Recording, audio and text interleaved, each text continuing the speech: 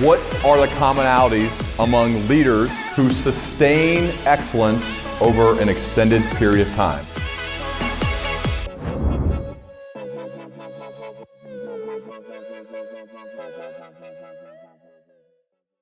All right, Liz. So good to have you here on the Learning Leader Show. Welcome. Yeah, thanks for having me. Excited to be here.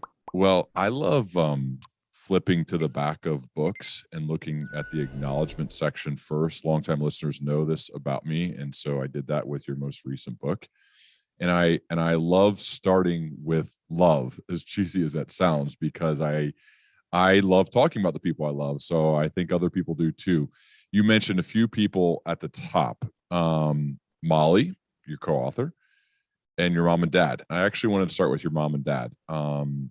You said that they've always been your biggest champions, even when they're not quite sure what your job is and what this internet thing is. Can you talk to me about your upbringing a little bit and what your parents did and how it's then you've become the result of their hard work? Yeah, totally. And I love that that's where you go first and that's where you start the conversation. So my parents are both immigrants.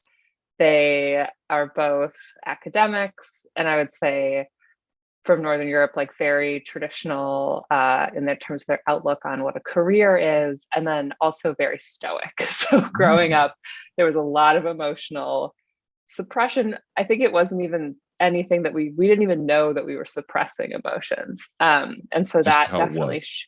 yeah, that we Yeah. just, if you got angry or if you felt something strongly, it was always sort of a bad, scary thing.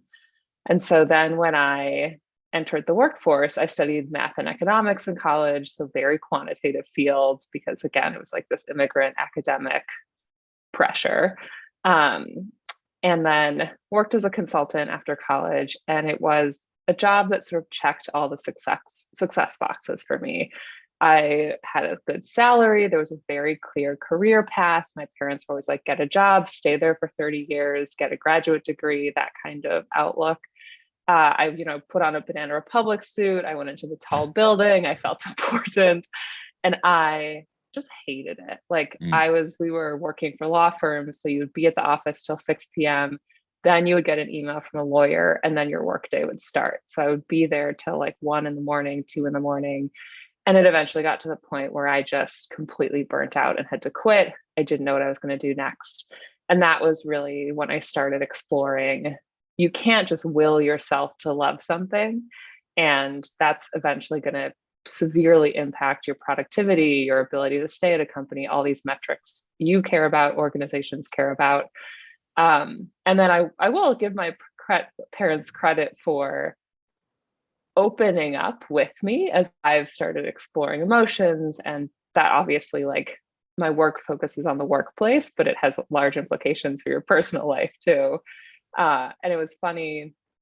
One story I'll share quickly about my dad. He's a retired pathologist. And when I started talking to him about the idea for No Hard Feelings, the book about emotions at work, he just said, I'm so glad I'm retired. I don't even understand what's happening in your generation. And then when I finally gave him the book, he started reading through it, and it was so interesting. He would call me and say, I had a boss who was like this, and this would have been really valuable for me. And so he had just never seen some of these situations through the lens of emotions and thought about how emotional intelligence might have helped him. So that was a very cool experience to get to share that with my dad and have him come around to these ideas. I love how did that feel when your dad kind of was like, oh, you taught him something, like you taught a really smart person something that probably the most important person in your life, or one of the two, I'm guessing. Yeah, it felt really validating. Yeah. When you have spent, I would say, a good 25 years of your life on this certain track, and this, especially um, treating your emotions in a certain way, which is just to ignore them completely. It's sometimes I still have these little flickers of doubts, especially I do a lot of illustration work. And sometimes I'm still like, what am I doing with my life? My dad was a doctor, and I draw cartoons and talk about feelings all day. And so it was nice to hear from him that he sees the value in that work. You mentioned illustrations, and I said this to you before we started recording, but I am just amazed at the talent and skill and some of the simplicity that you bring to your illustrations. I mean, you illustrate your books. Their illustrations are all over the place online. They're shared by a bunch of really smart people constantly. And I would love to develop this skill. And I hate saying like I'm just a bad drawer. I can't do it, because I think you can learn anything. I really believe that, but I don't know how you do it. Can you take me inside like your mind when you think of a concept or an idea? And for people who haven't seen them yet, I'll make sure to share them and link them in show notes, and you can buy the books and they're out there online. Follow you guys on social. But can you take me kind of inside your thought process when you have like this idea and it's maybe a sentence or two or a paragraph, and now you want to turn this into an illustration, a picture, and they're kind of funny, but they're also like to the point. They're really well done. You have your own unique style now. Can you share like how that works, how it goes from words or ideas to, okay, here's the picture? Yeah, absolutely. And I want to quickly pause on what you said about you can learn anything. So I did not study art. I did not take drawing classes. The first art I ever made was an MS Paint back in the day. And I was in that for like 3 years. So definitely learned this myself.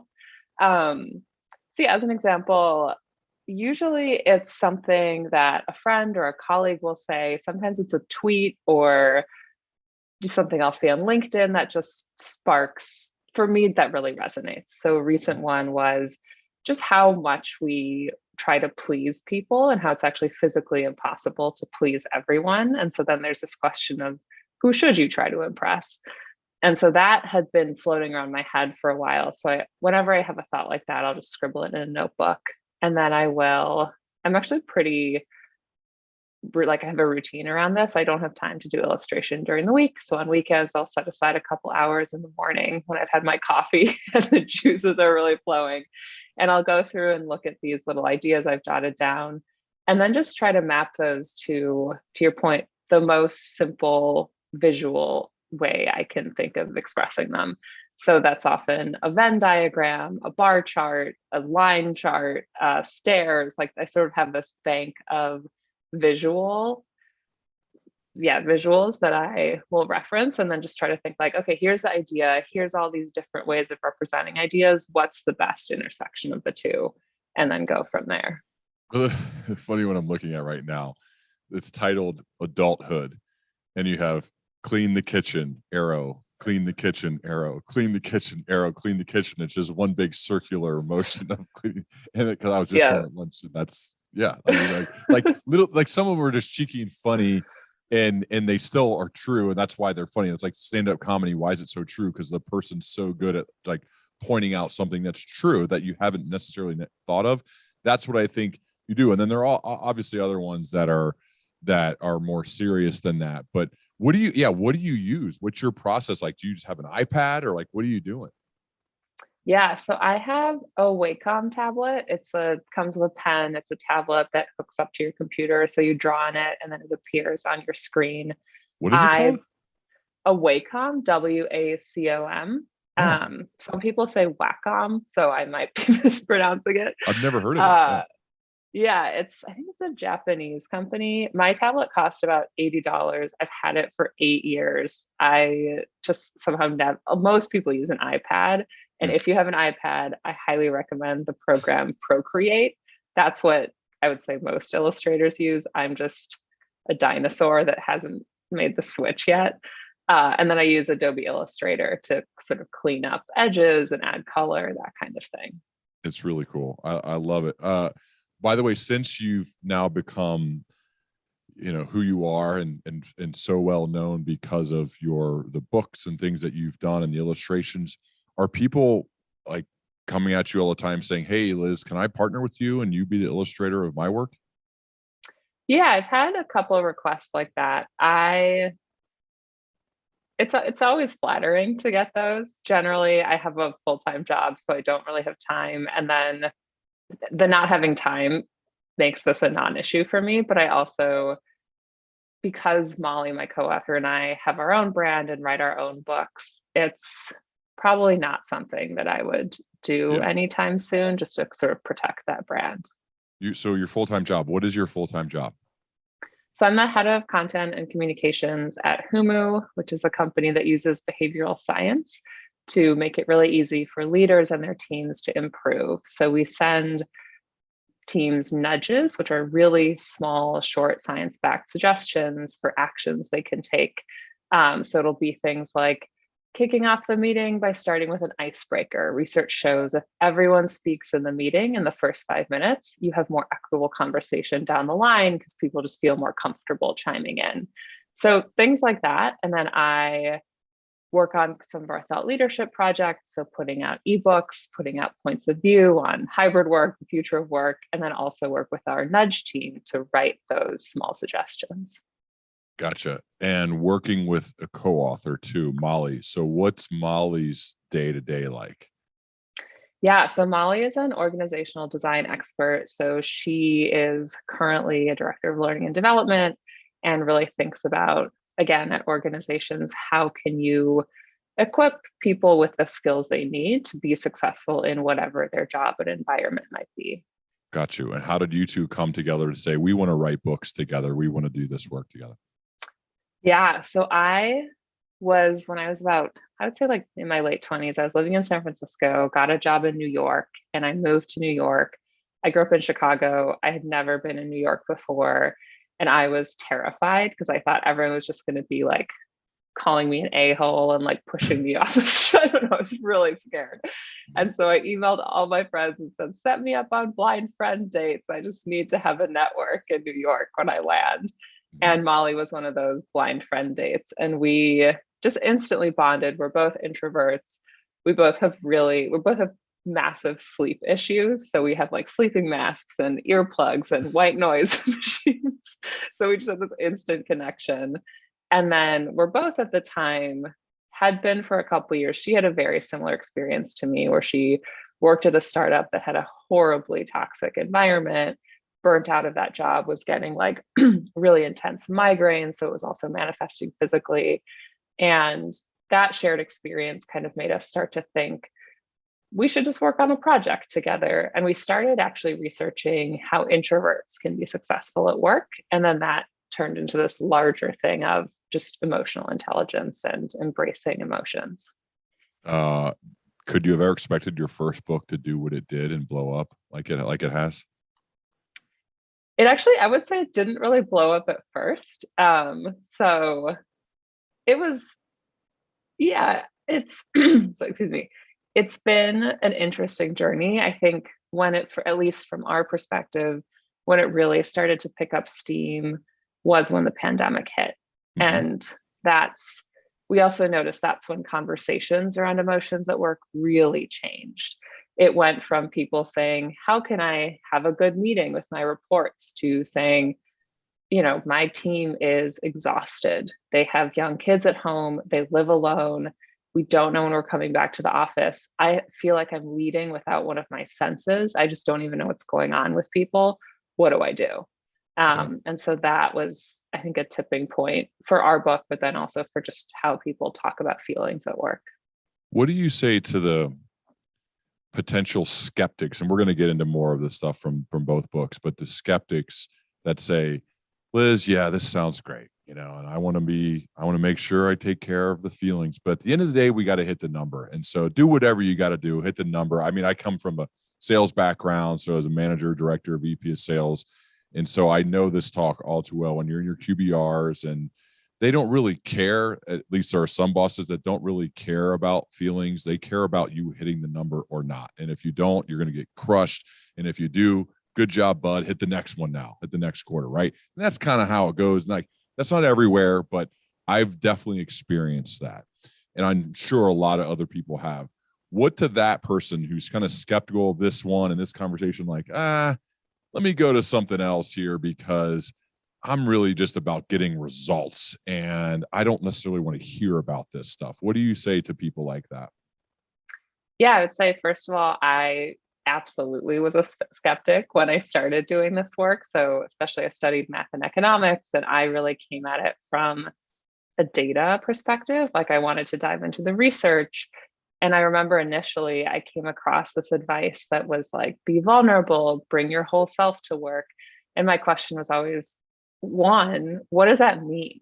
If I'm a manager on a Tuesday morning at 9 a.m., what the heck does it mean to be vulnerable? I have no idea. And doesn't it depend on who I am, who my team is, the environment? Can't it backfire to be vulnerable? So that advice to me was very impractical. And then second, sure, this is research coming out of Google, but what about at an investment bank or in a, if you're a firefighter, like, is it just these touchy-feely companies where this matters? And so I'll also, as an aside, when I was in college, there was a year where I really wanted to be an investment banker. And I thought that that was just an industry where you throw coffee at the wall and you slam notebooks and you work all the time. And that's just what it is. And that's what you need to do to be successful.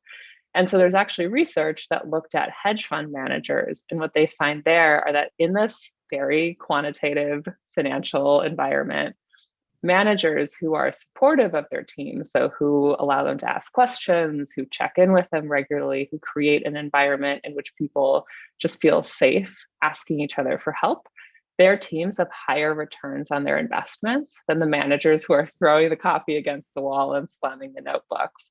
And there's all kinds of research in hospitals and among firefighters that again and again proves out the same thing, which is that the way that people are compassionate towards each other and support each other, that looks really different in different environments. But it's just that feeling of people care about me. If I make a mistake, it's okay. I'm not going to get fired or punished.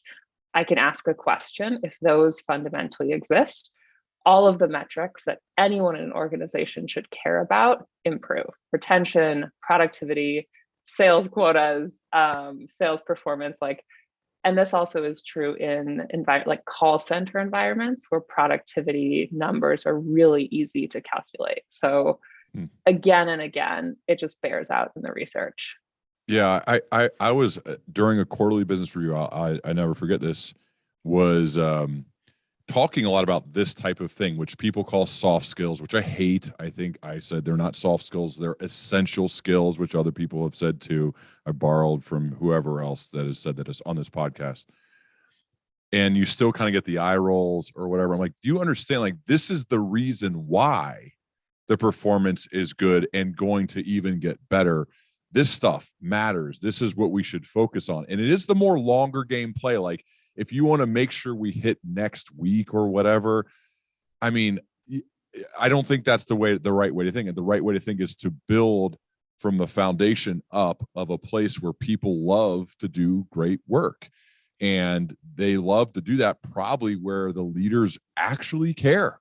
And they prove how they care. And I think that's what your work, to me, is why it's inspiring, because from a leadership perspective, which is what this podcast is all about, it's about loving and caring for the people that you're leading. And then the results are the results of that. And that is a more longer game play, but I think the much more effective one. Yeah, absolutely. And one of the questions I like to ask leaders, especially those who are skeptical of this, is when you look back at your career, just remember how you felt when you were working for the worst manager you've ever had, and how you felt when you were working for the best leader you've ever had.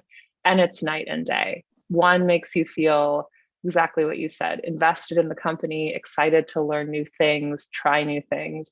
And the other just makes you want to clock out at 5 and, basically sink into your couch and watch Netflix all night, because so true. You can't have a bad day at work and have an amazing time at home. Usually it bleeds into each other. Well, it's so true. Like, I remember, my background's in sports too, played football in high school, college, and a little bit after college. And the coaches who you knew deeply cared for you, they could still push you and be very hard on you, but they deeply cared for you. I so badly wanted to win for them. I mean, let's go. I so badly, and the guys who I could tell didn't really care, I was like, I still want to win. Don't get me wrong. I'm competitive. I want to win. It's just different. It's a different feeling. Like, it's not the same of like, I will do anything to prove that this is a great coach. And the way you prove this great coach is you got to win games, right? So I was like, that's the type of environment though you want to create, whether it's on a sports team or in the business world. Is I remember one of my all-time favorite bosses, Dustin Kim. I've had her on as a guest on this podcast because she's so good. I so badly wanted to help her be known in the company as an awesome boss because of how much she cared for all of us. It's definitely for me, but our whole team. And I think like I think that's a great thing to strive for, is because you care and love for your people and you show them that and you give them the safety that then is such an inspiring and motivating force to get people to overperform. That seems to be like a great way to go about it than just constant like hammering on people, which isn't fun. I can't even imagine it being fun for the boss either, Yeah, that resonates with me a lot. My current manager is excellent. And also we have every 6 weeks conversations about where do I want my career to grow and how can she help me. And then yesterday she emailed me something like a question she wanted help with at 8 p.m. And for me, it was not intrusive. She said, you don't need to get back to me right away. Tomorrow's fine. But I just right away was like, I want to help you in the way that you've helped me. And that just would not be true if I didn't have that relationship with her. So I want to actually go inside that meeting for a second, because a lot of people in workplace, and I've been this person where you're so focused on the urgent, like there's always fires, there's always something that we have to solve for right now. But I think it would behoove all of us as leaders to have the important but not urgent meetings on a regular basis. So it sounds like you do these every 6 weeks.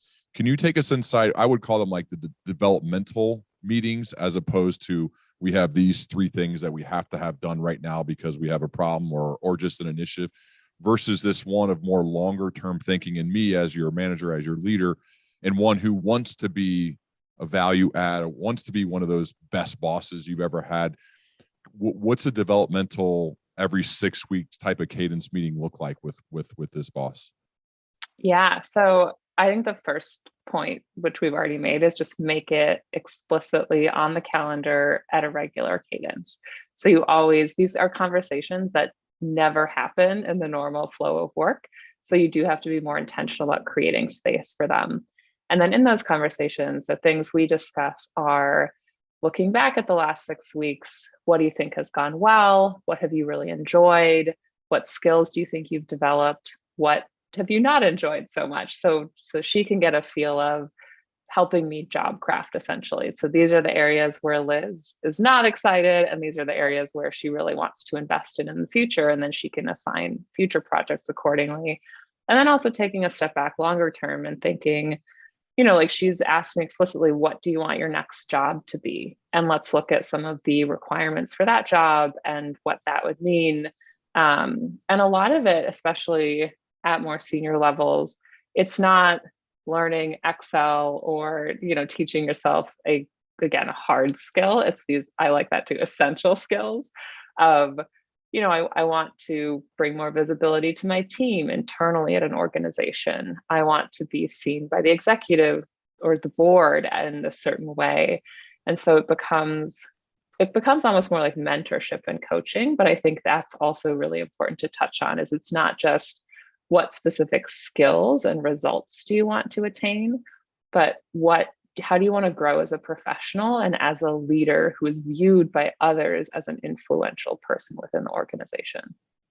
Think about, like, for I think anybody, if I reported to a person where we had those meetings that focused on me, or if I am the person having those meetings for others, I mean, that's the boss you're gonna put in that great boss column that you're gonna remember because of meetings like that. So I think that's an immediate action people can take if they're not doing it, whether it's up or down, both ways within your organization.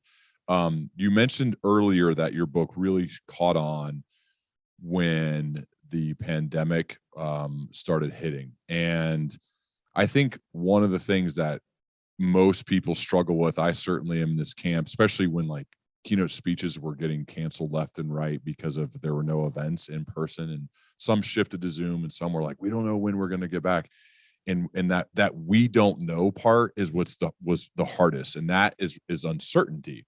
And you have written and talked about uncertainty and the myths around uncertainty and the anxiety it causes and reframing negative self-talk. Can you share more about uncertainty, how to deal with this, how to better respond to these times when we're not really sure what's going to happen? Because there is science out there, which I know you know, that says people would rather get bad news than uncertainty. So can you share more about that? Yeah. So one of my favorite studies on this, we would rather know for sure something bad is going to happen than have the potential of something bad happens. Researchers had people and they split them into two random groups, and then they administered harmless but painful shocks. One group had a 99% chance of getting shocked in the next few minutes. So it was guaranteed mostly it was going to happen. The other group had a 50% chance. And the group with the 50% chance was 3 times more stressed out.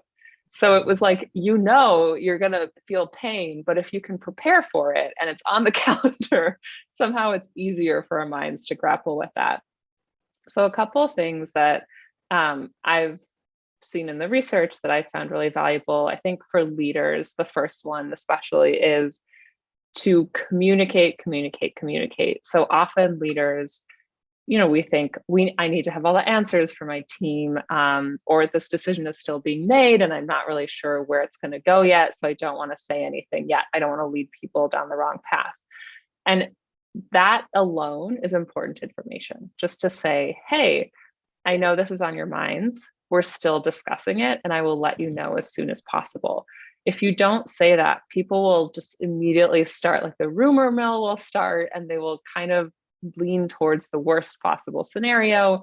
They might think you just don't care, you haven't considered their feelings or their future. So I think it's just providing as much transparency as possible, even if that's saying, I don't have the answers right now. The second is, I really love this specific phrase, and it's been super valuable for me over the last year, which is switching from, I need to have this all figured out, to I'm a person learning to blank. So when I became a manager of a team in a hybrid world, in a remote world where I never saw my people in person anymore, that was very overwhelming. And so reminding myself, I'm a person learning to become a remote manager during a global pandemic shifted me into that growth mindset of how can I seek feedback from people? It just makes you more willing to experiment as opposed to beating yourself up for not having all the answers. And often you're in a situation where it's unrealistic to expect yourself to have all the answers. Gotcha. I like that. I'm a person learning to become. I think that's really good. One of the other parts that you've written about is comparison, and this is something that I've probably messed up. So I always just say, don't compare yourself to the other people's Instagram feeds, because it's just the highlight reel. I mean, my Instagram feed is definitely a highlight reel. Like, I don't show any of the bad stuff, mainly because it's just boring, I think. But also you're embarrassed by a lot of it, or I am. But you've talked about how comparison can be a good thing. How is embracing comparison? How can that actually make you healthier and happier? Yeah. So it's definitely, there's an art to embracing comparison without letting it torture you forever. And so it's really when you allow yourself to feel envy, which is usually the emotion that comparison evokes, it can reveal what you value. So one of the people we spoke with for our upcoming book, Big Feelings, she shared the story. She was a lawyer, and she'd been a lawyer for 15 years. And she got her school's alumni magazine, and she was going through it. And there were stories of people who had really illustrious legal careers. And that was great. She just flipped through it. And then she came across someone who'd been in her class who had written a book. And she said she was like physically nauseated by how envious she was. And to her, that was a sign that this is something that she wanted to do for herself. And so she started writing here and there, and then eventually wrote a book. And that woman is Gretchen Rubin, who's written like multiple bestsellers, The Four Tendencies, The Happiness Project. Like, she's very, very successful. And she said she wouldn't have gone down that path had she not listened to that very intense feeling of envy. So I think when we suppress that emotion, we actually lose out on important information. And so questions are, when you feel envious, is what do they have that I want? But then another important question is, am I willing to live their day to day to get that? So often we might really envy the CEO, but then when you think about it, it's like, actually, I really like that I have great work-life balance and I'm not traveling and I get to spend time with my family. So I think it's really about exploring that emotion and trying to figure out what important information it's telling you, and then mapping out the next steps that you want to take. And the final thing I'll say here is, often when we're envious of someone, that turns malicious. So we shut them out or we avoid them because they trigger these negative emotions or hard emotions within us. And actually, it can be really valuable if it's another colleague or a leader at your organization to ask them to be your mentor, because they're doing something that you envy and that you kind of want for yourself. And so they can actually be a great resource for you. I love that. And big Gretchen Rubin fan. I've had her on the show. I love the way you told that story and saved the reveal at the end. Just a little podcast guesting tip right there for anybody. Like, that's how you tell a story. Really well done. When it comes to, though, another surprising thing, which I love when I'm surprised by work, anger and using anger for your benefit. How could one? We all get mad sometimes, some more than others, but how can we use anger to actually maybe be more creative and use it for our benefit? Yeah. So anger is a signal that something occurred that you don't like. So anger actually, if we know how to leverage it, can make us more creative, can help us advocate for ourselves. I think, the sort of, I wouldn't say this is a good example, but rage quitting is this term I've heard thrown around a lot recently. And that's anger, finally, of someone saying, I just can't stand this environment anymore. I'm out. And there's much more productive ways to channel your anger, but it's kind of a nice extreme example. And so when you feel yourself getting really upset, again, I think so often we get this message of anger is bad or it's harmful and it's destructive, and it absolutely can be. But that doesn't mean that you should ignore that feeling. So the first step is just to acknowledge what you're feeling, give yourself time to calm down. So, big advice around emotions is you should always wait until you can explore the emotion without getting overly emotional about it. So really thinking through, what was the violation that occurred? What happened that made me feel this anger? And then what do I need in the moment to feel better? And what do I need longer term to feel better? And then also as a leader, so there's a story that came out of Pixar where they actually often would recruit animators that they could tell were really frustrated on a movie. So they were angry, they were upset about some decisions that had made, and they would get them into a focus group and figure out what made you upset? Like, why are you so frustrated? And then put them on new movies. And that's actually, some of those animators created The Incredibles, because they were like, I wanted to make the movie differently. And I thought that this was the wrong decision. And so the leadership team very smartly said, okay, well, let's, obviously you're passionate about this and you feel strongly. So maybe there is some interesting learning here that we can apply to a future project and actually come up with something amazing. So I think it's both on the individual side, exploring how you can move forward, what it's telling you. And then on the leadership side, not just dismissing someone who's frustrated, but saying, like, this person cares a lot. And so what is it that frustration, like, what might I be able to learn from those feelings? Right. Like, the opposite of love is indifference. Like, I don't care, whatever. Like, that's the worst. Like, that's, if they don't care, then you're kind of out. Like, it's hard.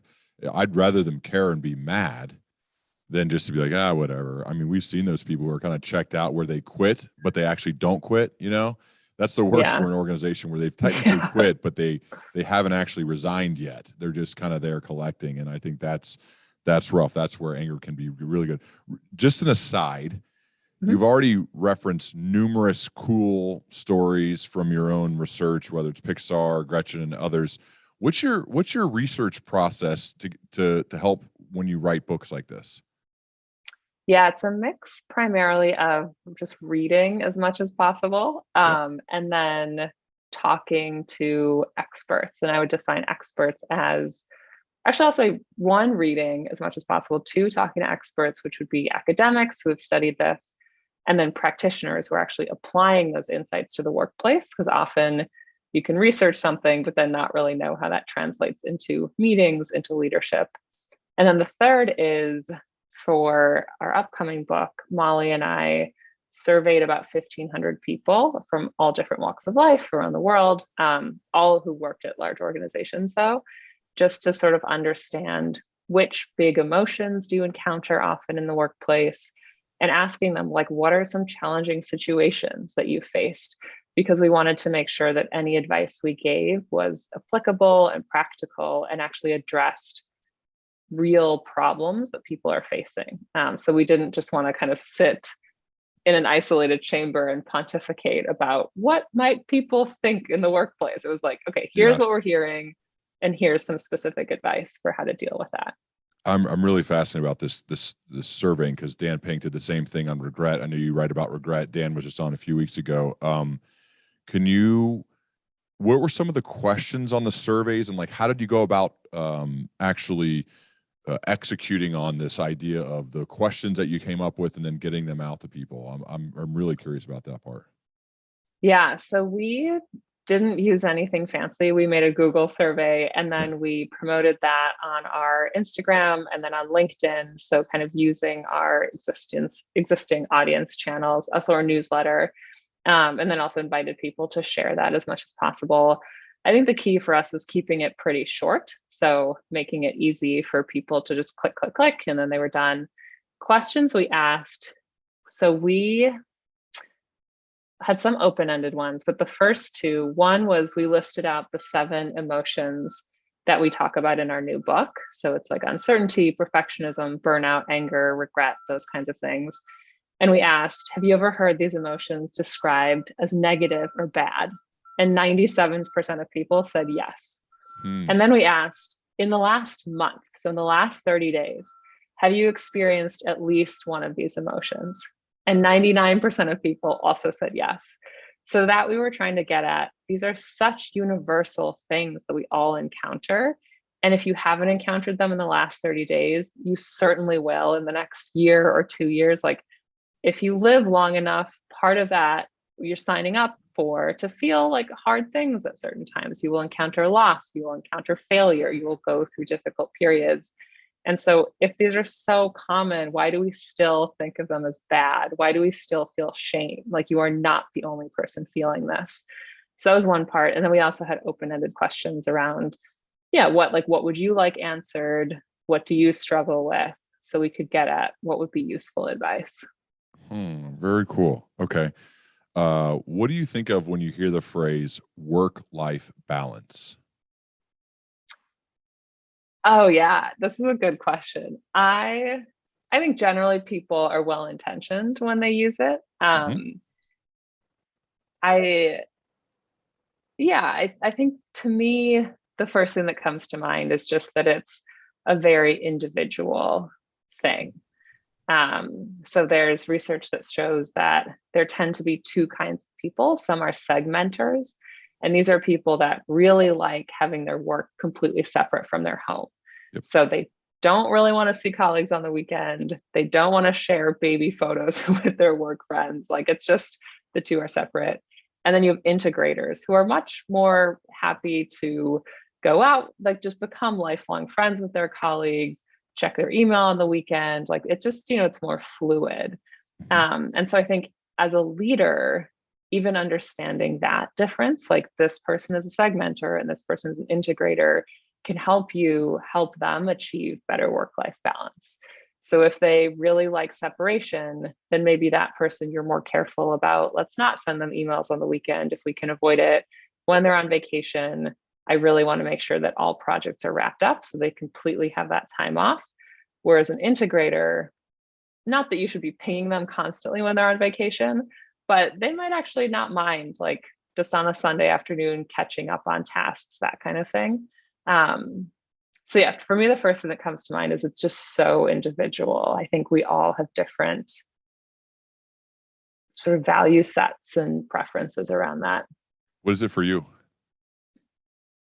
For me, it is getting a good night's sleep is crucial. And then it's just having time for the people and things that I love.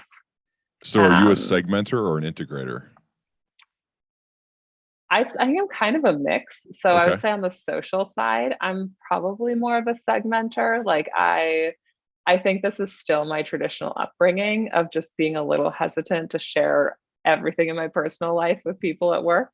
Sure. And then, but I don't really mind checking my email on the weekends. Like it's not disruptive to me. It doesn't feel overwhelming. I like knowing what's going on. I like catching up, being ahead on the week on a Sunday night. So again, it's just what feels okay to you. Those things they don't cause me to burn out. That's just my preference.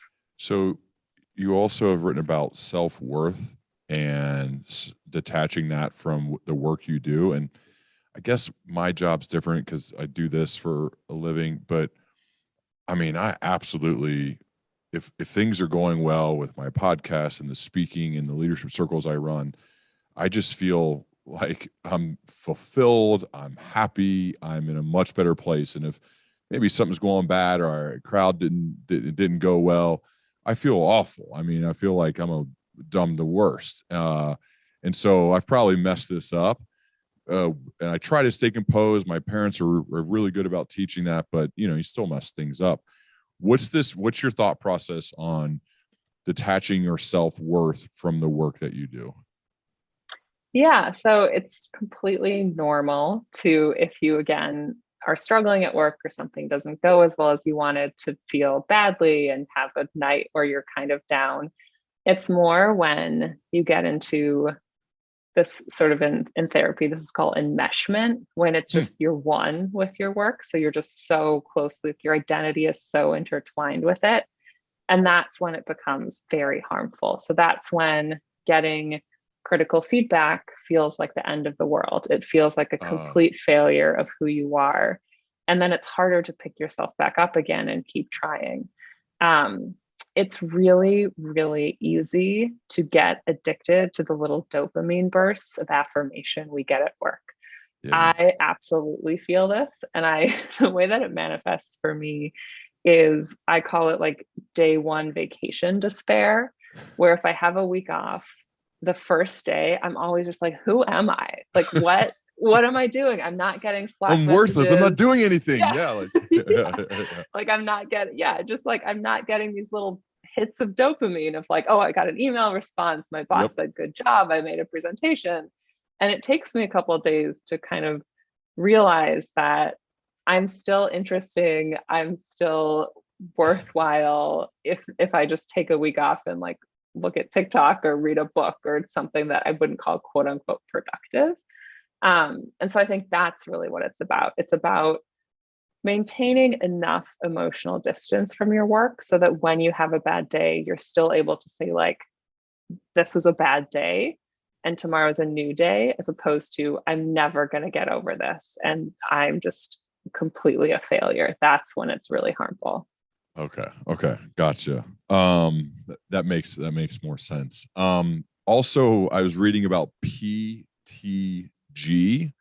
That's post-traumatic growth. What is that? What's PTG? Yeah, so PTG is something researchers have identified that we feel after going through really challenging times. And so one of the things that Molly and I say in our book, Big Feelings, is when you are, like, let's say you got laid off and you're looking for a new job, or an extreme case, you just lost someone that you love. It can feel extremely insulting in the moment for someone to be like, everything happens for a reason. Like tomorrow's a new day. You'll learn and grow from this. Did I ask you, like, that first one there? I mean, what do you think of that? Everything happens for a reason statement when people say that. Trying to make their intentions are usually good, almost always, but I don't know. I don't really, that does just PSA that doesn't, I don't like that one. Yeah, I don't like it either. To me, it's, again, I agree. People are usually really well intentioned Yeah. when they say it, but it doesn't create space for you to just feel what you're feeling. It doesn't acknowledge that, yes, in the long run, so this is post-traumatic growth, which is you can emerge from these experiences with a deeper sense of meaning and with a changed worldview that allows you to create kind of a more fulfilling life for yourself.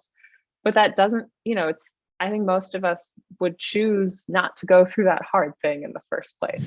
So it's different. There's a difference between you struggled through this difficult period and emerged with a newfound sense of meaning versus, what a joy that your father died and you got to experience this new outlook on life. Like that is just horribly insulting. And so I think it's the acknowledgement of, you can grow from this, but in the moment, it is so hard. And we just need to support that person in that moment. Like if you just got laid off, you probably need a couple of days to just sit with that and just eat the ice cream and cry and feel terrible.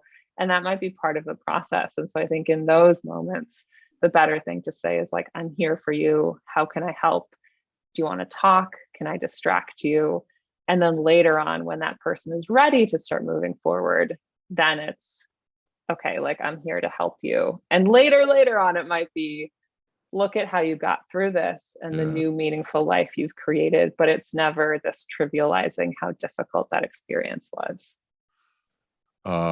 Okay. One thing that I struggle with, or at least I think about it a lot, I think I'm getting a little better, but I don't know. And I'd be curious, just because you're a thoughtful person who reads a lot and writes, so your writing creates like all leaders should read and write a ton, because even if you don't publish, because it creates clarity of thought and leaders need to be clear thinking. So I'm thinking longer term, and goal setting. What is your overall philosophy on those two things, on setting goals and longer term thinking? Let's say just for yourself and building your career and building the life that you want. I know this is kind of a broad question, but I'm just curious, by you, a really thoughtful person, how do you think about long-term goal setting, thinking big or not, writing them down or not? Like, what's your overall mindset on that? Yeah, so I split them into long-term and short-term.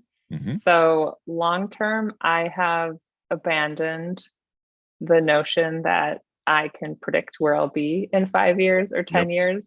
When I look back 3 years, I would never have predicted where I am. Yeah. So I try to make those goals more around the life that I want to be living and the values that are important to me. And then the details, that provides a decision-making framework.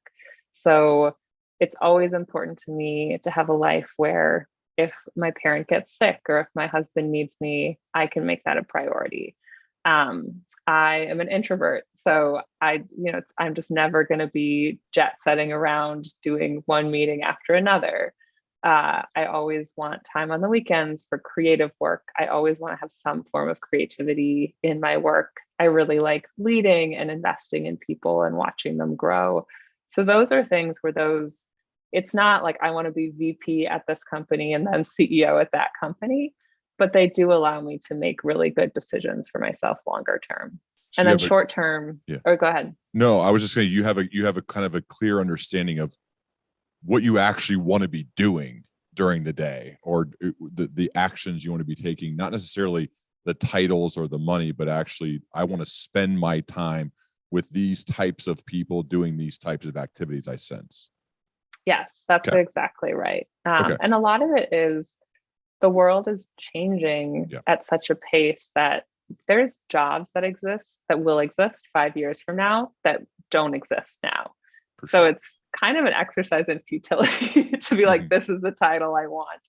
Now I'm starting to see like chief happiness officer and like future of work director. So that I didn't see that 5 years ago. And then in the short term, I've always tried to really focus on what's going to make an impact. So every month saying, these are the 5 things in my work that are my top priorities. And that also helps me think it's so easy in your day to day to get sucked into Slack messages and emails and the small requests and the small changes.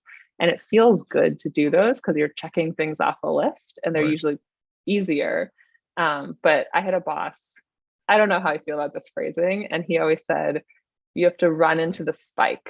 So it's like, what is that like big important thing that will move your career forward, that will help your team make an impact in advance? And you kind of have to just prioritize that even when it's painful, because those are usually like longer term. It's when you have to sit down and focus. It's when you have to do a lot of internal politics and meetings and shopping ideas around and getting buy-in from stakeholders. But I think making sure that it's like, this is serving these priorities that I've set for myself helps you continue focusing on that, as opposed to just jumping into like answering these 10 unimportant emails feels really good right now. So that's what I'm going to do. What's an example of some of those top 5 priorities, whether it's now or some you had in the past? Like, what are some hardcore examples that you put in place for yourself? Yeah, so some will be, so very specific one is hiring for a certain role. I have found hiring is hard. It takes a lot of effort and energy. It's very easy to deprioritize, but it's the most important investment you can make and the fastest way to scale your team and your impact. Others will be, thinking about, it's a very specific goal. So it's, we want to increase web traffic by 20% this month. We want to get X number of media mentions. We want to, for at Humu, we're now starting to nudge new worker types. So instead of just people who sit at computers, like truck drivers and people who work on a manufacturing floor. So coming up with new nudges for those people, where again, it's these bigger projects that just takes more resilience to just keep plugging away. Yep. But it's useful again to keep in mind, like, here's how those are important, and then also how those ladder up to the bigger company goals.